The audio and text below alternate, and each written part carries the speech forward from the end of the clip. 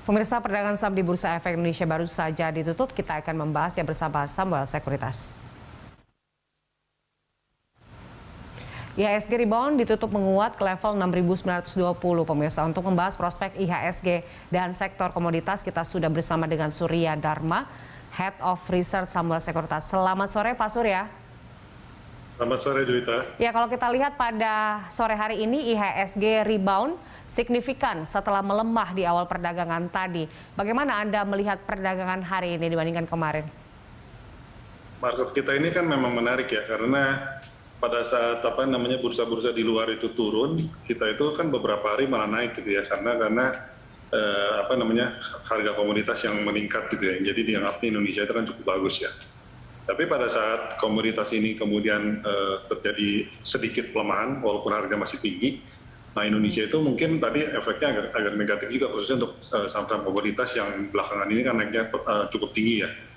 Jadi terjadi penurunan di situ, tapi kita diimbangi juga dengan beberapa saham big caps yang sebetulnya cukup bertahan ya. Jadi walaupun tadi siang sempat turun, kemudian ternyata kan pada sorenya kan naiknya cukup tinggi ya. Malah sebelum penutupan saya lihat naiknya 0,7%, tapi pas tutup 0,8% lebih ya. Jadi berarti kan ada peningkatan di saat penutupan gitu ya. Baik. Apakah penguatan ini masih akan berlanjut besok, Pak Surya? Kelihatannya sih tergantung dari tensi politik di perang Ukraina juga ya.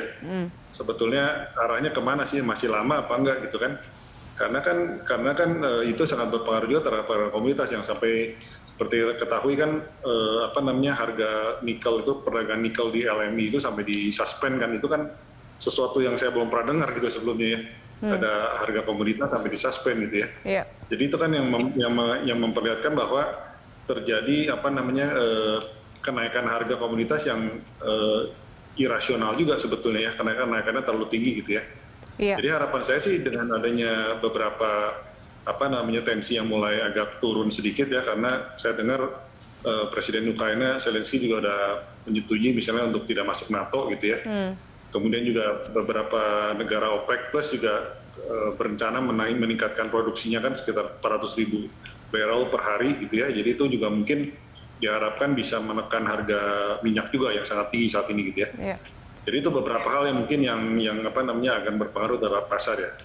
Sedangkan di dalam negeri sendiri kita juga ada berita mengenai DMO untuk CPO ya. Kemarin sore keluar beritanya sehingga dari 20% naik jadi 30% karena adanya kelangkaan minyak goreng mungkin yang di retail, di konsumsi rumah tangga gitu ya. Jadi itu yang membuat beberapa saham CPO mungkin agak tertekan juga hari ini ya. Nanti kita bahas bagaimana efeknya mungkin nanti bisa kita bahas gitu ya. Baik, dari sentimen global dan juga dalam negeri ini Pak Surya, apakah dari pasar sendiri baik dalam negeri dan juga inflow masih optimis sebenarnya melihat pasar kita? Kalau pasar kita sebetulnya year to date saya lihat sih kalau reguler ya itu masih di atas sekitar berapa, 27,8 triliun kalau nggak salah ya. Tapi kemarin kan ada sedikit pas di pasar negosiasi itu ada foreign net sell ya di saham Mega ya. Karena itu sebetulnya sih yang saya dengar mungkin itu adanya perpindahan kepemilikan di antara grup sendiri mungkin ya. Di salah satu pemegang saham terbesarnya yang membuat ada perpindahan dari asing mungkin ke lokal gitu ya. Jadi itu yang membuat terjadi pasar negosiasi yang sangat besar di Mega. Penjualan asingnya itu 11,95 triliun kemarin. Karena perlu kita ingat juga bahwa kemarin itu merupakan cum date dari saham bonus dan dividen ya. Jadi memang itu penyebabnya juga kenapa itu terjadi, ada peralihan itu mungkin ya. Dugaan saya seperti itu gitu. Tapi overall kalau secara pasar reguler memang masih sangat tinggi ya masuk ke Indonesia ya. Hari ini saya lihat sih net flow asing nggak terlalu besar ya. Jadi mungkin masih wait and see juga karena kita perlu ingat juga bahwa beberapa hari lagi minggu depan itu kan mungkin ada rapat dari Fed ya yang mengenai peningkatan suku bunga ya. Oke. Yang menjadi salah satu poin kan adalah soal harga minyak mentah ya Pak Surya. Nah, dengan tren tingginya harga minyak mentah ini, bagaimana Anda melihat pengaruhnya pada inflasi hingga prospek ekonomi Indonesia kita? Ya kalau kita lihat kan memang inflasi itu kan menjadi momok bagi banyak negara juga ya, termasuk Indonesia juga mungkin ya. Kalau misalnya inflasi melonjak gara-gara itu gitu ya, gara-gara komoditas yang sangat tinggi gitu ya. Tapi sampai saat ini kan memang inflasi kita masih terjaga baik gitu ya. Walaupun kita juga sadari bahwa harga minyak di dalam negeri kita itu kan relatif rendah gitu ya. Kalau kita lihat ke SPBU Pertamina misalnya kan, harganya itu kan terjadi selisih yang cukup tinggi juga ya dengan pesaingnya seperti Shell dan lain-lain gitu ya. Jadi memang ada pengaruh di situ juga, di mana Pertalite kita kan masih cukup rendah ya harganya ya, dan Pertamax saya lihat juga masih ada mungkin subsidi dari Pertamina mungkin ya, bukan dari pemerintah gitu ya, membuat harga masih agak jauh gitu ya. Nah, jadi misalnya kalau harganya terlalu tinggi peningkatannya, itu kan bisa juga efeknya ke situ juga ya, karena selisihnya kan semakin tinggi gitu ya. Baik. Pak Surya, apakah dari aspek fundamental lainnya Indonesia bisa menahan dorongan dari sentimen-sentimen yang cenderung negatif saat ini? Kita sih sebetulnya malah kebanyakan kecenderungannya positif ya, karena harga komoditas kan begitu tinggi ya, walaupun terlalu tinggi juga kalau menurut saya sih peningkatannya kan banyak yang irasional juga karena perang ini gitu ya. Tapi kalau misalnya komoditas ini bertahan di level yang tinggi itu kan sebetulnya positif buat Indonesia ya. Jadi sebetulnya Indonesia itu mungkin agak berbeda dengan negara-negara lain karena kita memang merupakan produsen komoditas yang cukup besar ya di dunia gitu ya khususnya kan. Jadi itu membuat hal yang positif, tapi memang di satu sisi kalau misalnya harga minyak terlalu tinggi juga mungkin efeknya negatif juga kepada kita, karena kita kan merupakan net importer juga ya untuk minyak gitu ya. Jadi itu memang balance-nya itu yang perlu kita perhatikan ya, dari hal positif dan hal negatif yang terjadi. Baik, justru beberapa sentimen ini menguntungkan untuk Indonesia gitu ya Pak Surya. Nah, dengan perkembangan perang dan juga kenaikan harga komoditas ini, bagaimana Anda melihat pengaruhnya pada pendapatan emiten seperti AALI dan juga LSIP? Kalau CPO sebetulnya sih harga saat ini juga sangat tinggi ya dibandingkan tahun lalu ya. Jadi harga tahun lalu itu sudah kita rasakan cukup tinggi dibandingkan tahun sebelumnya juga gitu ya. Dan kinerjanya terlihat di 2021 rata-rata itu tuh peningkatannya sangat signifikan dibandingkan 2020. Nah, tahun ini harganya masih naik lagi gitu. Jadi kita bisa bayangkan bahwa tahun 2022 ini akan lebih bagus dari 2021 pastinya kan. Yeah.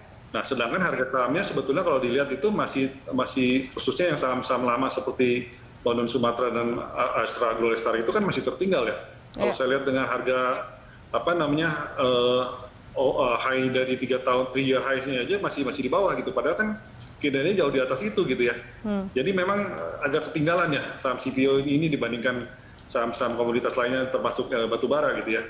Jadi perlu kita perhatikan, ini sangat menarik gitu.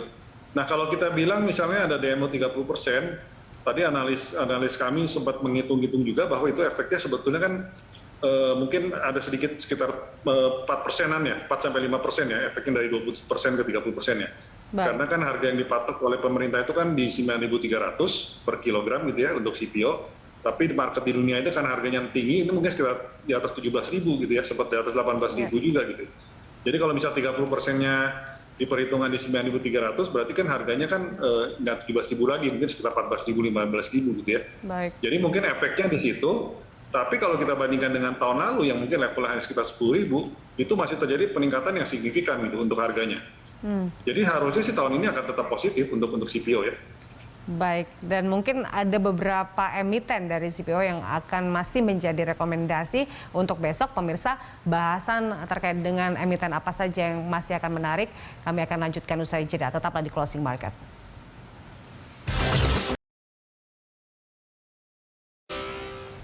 Ya pemirsa, terima kasih Anda masih bersama kami.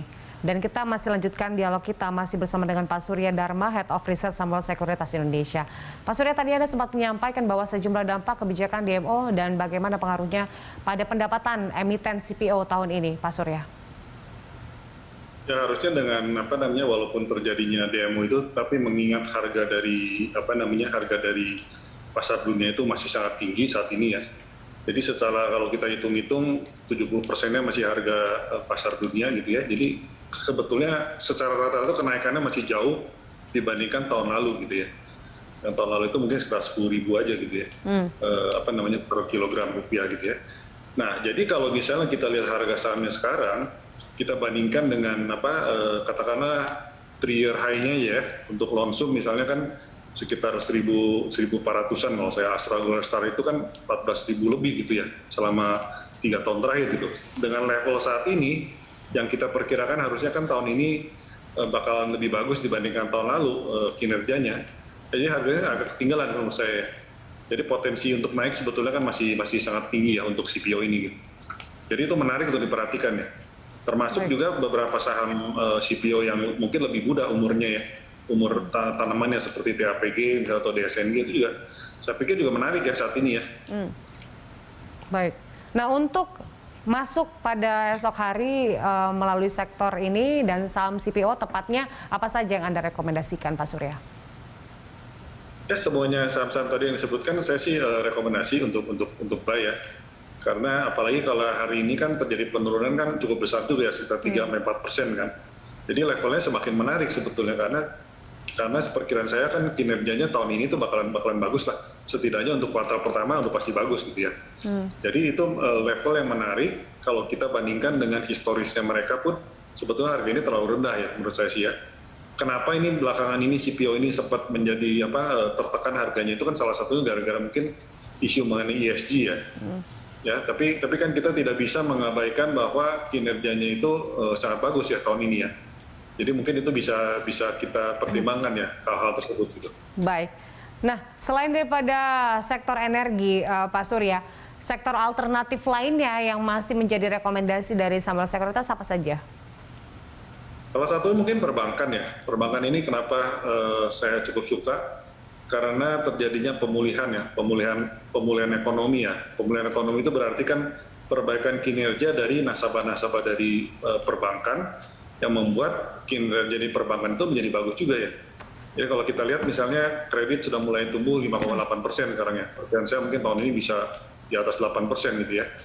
Jadi itu hal yang sangat bagus dan menariknya sebetulnya kredit itu tidak hanya didorong oleh pertumbuhan kredit konsumer yang seperti terjadi di 9 month tahun kemarin gitu ya.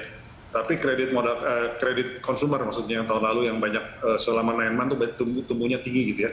Tapi kalau kita lihat kredit modal kerja udah mulai tumbuh kembali di bulan Oktober dan bulan November kredit investasi juga udah mulai tumbuh gitu ya.